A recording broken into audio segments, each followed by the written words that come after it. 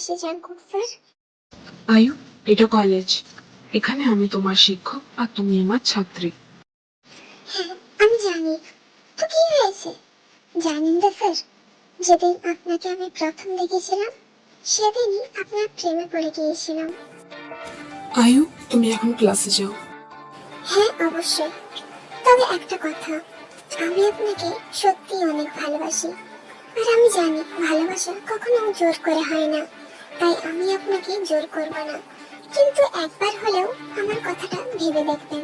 আর যদি ভেবে দেখার পরেও আপনার উত্তর না হয়, তাহলে আমি কখনো আপনাকে বিরক্ত করব না।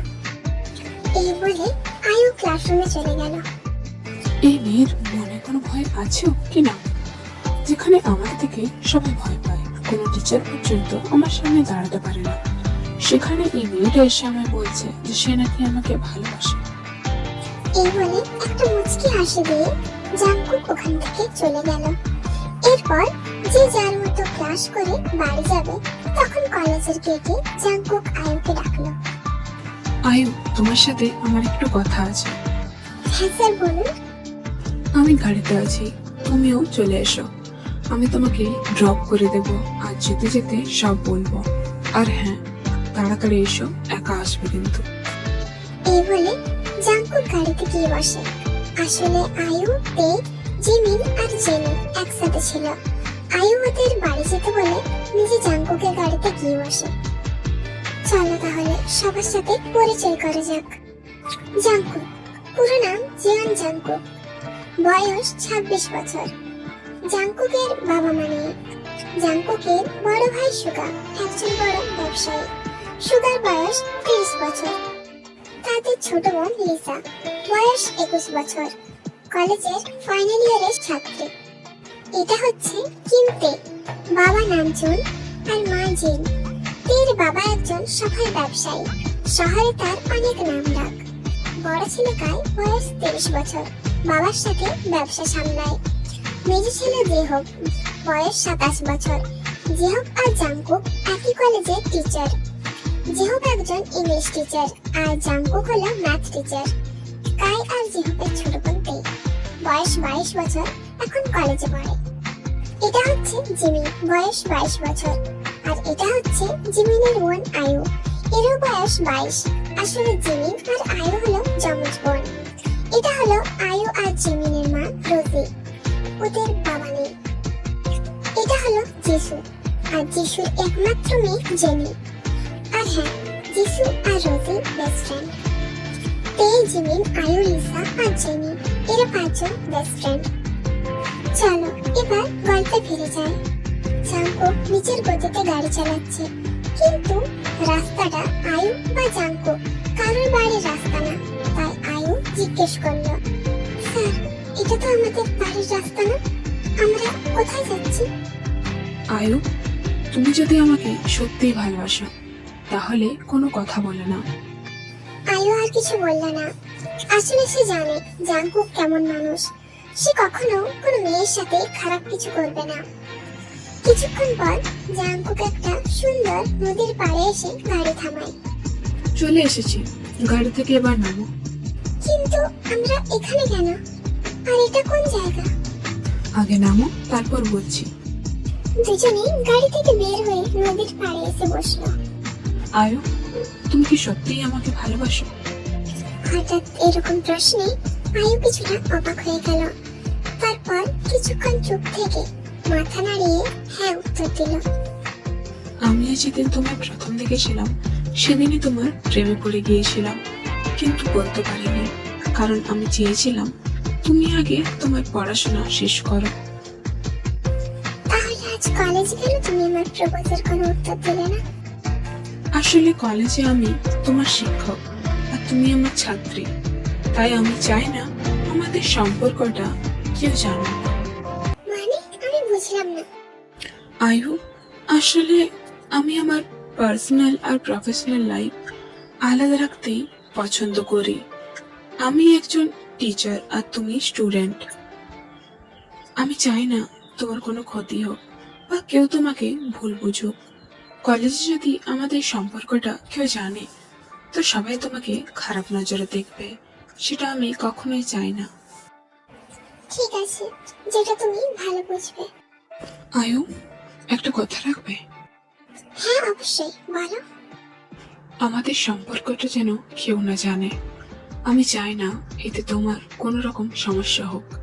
তোমার কলেজ শেষ হলে আমরা আমাদের বাড়িতে সম্পর্কটা জানিয়ে দেব। ঠিক আছে, কিন্তু আমার বেস্ট ফ্রেন্ডের তো বলতে পারি। আসলে আমরা একে অপরের থেকে কখনো কিছু লুকোইনি। ঠিক আছে, তাহলে শুধু তোমার 4জন বেস্ট ফ্রেন্ডই জানবে আমাদের এই সম্পর্কটা। সত্যি আমার তো বিশ্বাসই হচ্ছে না স্যার যে আমরা রিলেশনশিপে এসেছি। সব ঠিক আছে, কিন্তু এখনো কি আমাকে স্যার বলবে? হ্যাঁ, কলেজ বা অন্য কারোর সামনে অবশ্যই স্যারই বলবে, কিন্তু যখন আমরা একা থাকবো তখন তো জাঙ্কুক বলতে পারো নাকি? আজ থেকে আমরা যখন একা থাকবো বা যারা জানে আমাদের ব্যাপারটা তাদের কাছে থাকবো, তুমি আমাকে শুধুমাত্র জাঙ্কুক বলে ডাকবে, ঠিক আছে? হ্যাঁ ঠিক আছে জাঙ্কুক। এরপর তারা অনেকক্ষণ সেই নদীর পাড়ে বসে গল্প করতে করতে কিছু সুন্দর মুহূর্ত একসাথে কাটাতে লাগলো। তারপর সন্ধ্যার দিকে জাঙ্কুক আয়ুকে বাড়িতে দিয়ে এলো। আয়ু বাড়িতে এসে নক করতে রোজ এসে দরজা খুলে দিল। কি রে, এত দেরি হলো যে? আর ও কেমন আছে? ও মানে? কে মা? কে মানে? যার সাথে ছিলি এতক্ষণ? মা, তুমি কি করে জানলে আমি কার সাথে ছিলাম? তুই ভুলে যাচ্ছিস যে জিমিন কিন্তু তোর সাথে একই কলেজে পড়ে। ও তো বললো আমি একা বাড়িতে আছি, তাই ও বাড়িতে চলে এলো, আর তুই লিসাদের বাড়ি গিয়েছিলি। আয়ু বুঝতে পারলো যে জিমিন আয়ুকে বাঁচানোর জন্য বাড়িতে মিথ্যা বলেছে। হ্যাঁ মা, আসলে আজ লিসা কলেজে যায়নি, তাই ভাবলাম একবার দেখে আসি সব ঠিক আছে কিনা। ভালো করেছিস। ঠিক আছে, তুই এবার রুমে গিয়ে ফ্রেশ হয়ে নে, আমি তোর জন্য খাবার দিচ্ছি, এসে খেয়ে নে। এবার আয়ু ফ্রেশ হয়ে নিচে এসে সবার সাথে ডিনার কমপ্লিট করে। রাতে সবাই নিজের নিজের রুমে চলে গেল। জিমিন আর আয়ু যেহেতু একই রুমে থাকে, তাই রাত্রেবেলায় জিমিন আয়ুকে জিজ্ঞাসা করলো, কি রে, জাঙ্কুক স্যার তোকে কোথায় নিয়ে গিয়েছিল? একটা নদীর পাড়ে। জানিস তো জিমিন, জাঙ্কুকও আমাকে ভালোবাসে। সত্যি? মানে জাঙ্কুক স্যার তোর প্রপোজাল অ্যাকসেপ্ট করে নিয়েছে? হ্যাঁ, কিন্তু বলেছে এটা যেন আমি তোদের 4জনকে ছাড়া আর কাউকে না বলি। জাঙ্কুক বলল কলেজ শেষ হলে বাড়িতে জানাবে।